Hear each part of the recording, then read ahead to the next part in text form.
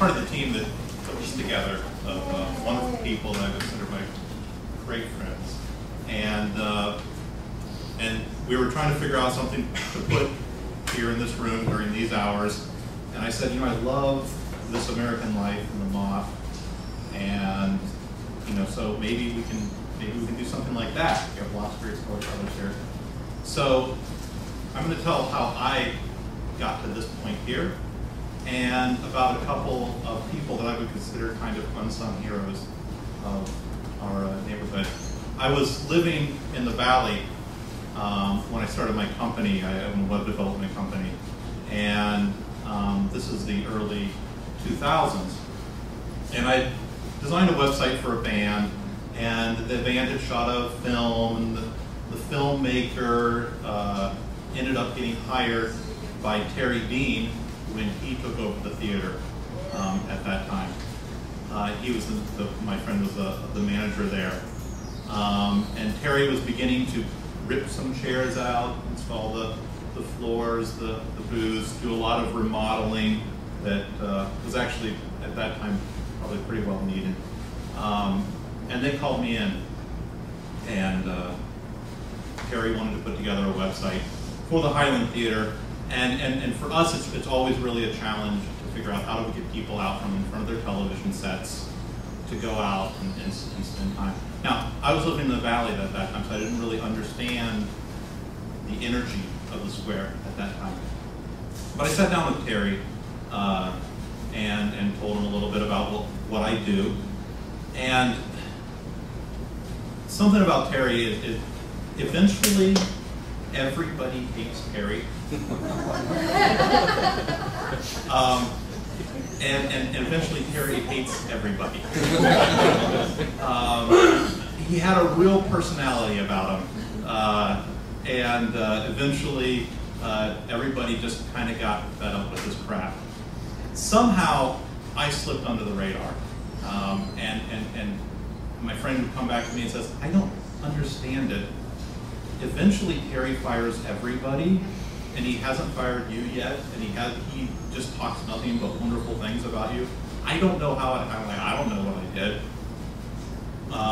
But what would happen is Terry, who also owns some bars down in the Valley, I would be my office phone, because I had the office in my home at that time, and I would get these calls at 10:30, 11 o'clock at night with Terry Dean on that phone. Hey Ronnie, I have this great idea, you gotta come down here. And he'd be down at one of his bars, shots in the Valley, and I'd have to go down there. You gotta take pictures of my girls here and put them on the website. That'll make more people come to the Highland Theater. And he had these ideas that it could be a dance club, it could be all of these other things. But the one thing that he did, there were a lot of things that he did do right, was he had a lot of great musicians there, Arlo Guthrie, a lot of great shows, the Vagina Monologues, all these different wonderful shows. He had all of those independent films that we keep talking about that could really work there. He always had those things there. But at the same time, he changed schedules late. He would, the day before, change the schedule, and then nobody knew what was going on, and we get all these emails saying, what are you doing? I was planning on going to that, and it would change. He wasn't really good at naming the bar. One day he comes to me and he says, I had this big neon sign made. Well, I had this big neon sign made, Ronnie, and I can't change it. But everybody's giving me crap about the name of this bar. So you have to explain to them that it's the name of a bar in London. I copied it off of that. Okay, Terry, I'll do my best to explain that. The sign's still in there. So I put together the Highland Theater website at that time, and I met one of my really good friends these days through it, Christopher Higgins.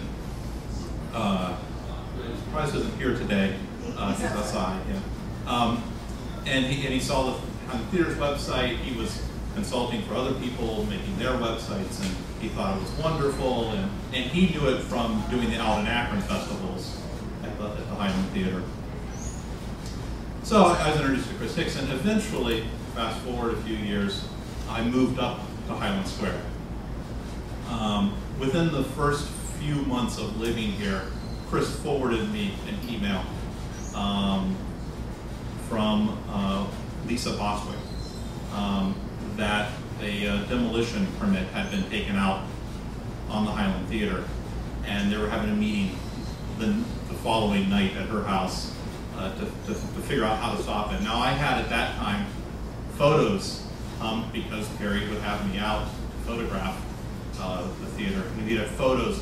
I have so packed full of people, wall to wall, to see all of Guthrie and all of the other great musicians there. And so I packed all of that stuff up. I pulled the Highland Theater folder, and I headed off to this meeting.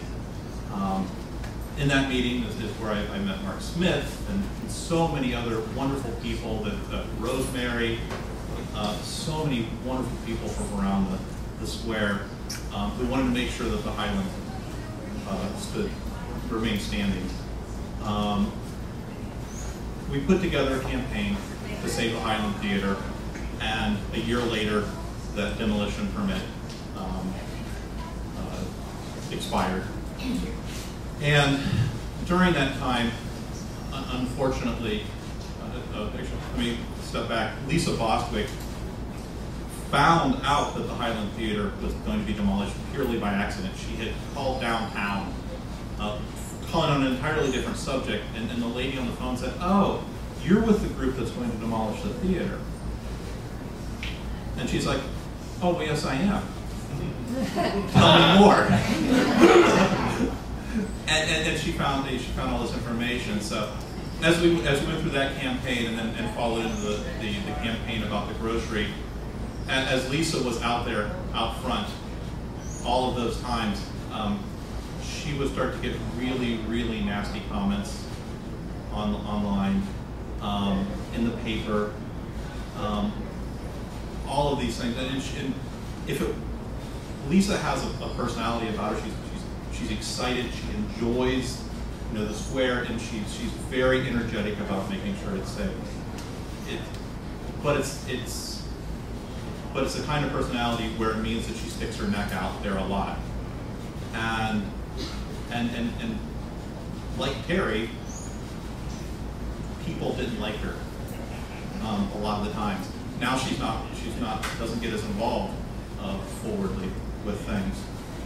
And so I guess that's really what I want to say is that, for me anyway,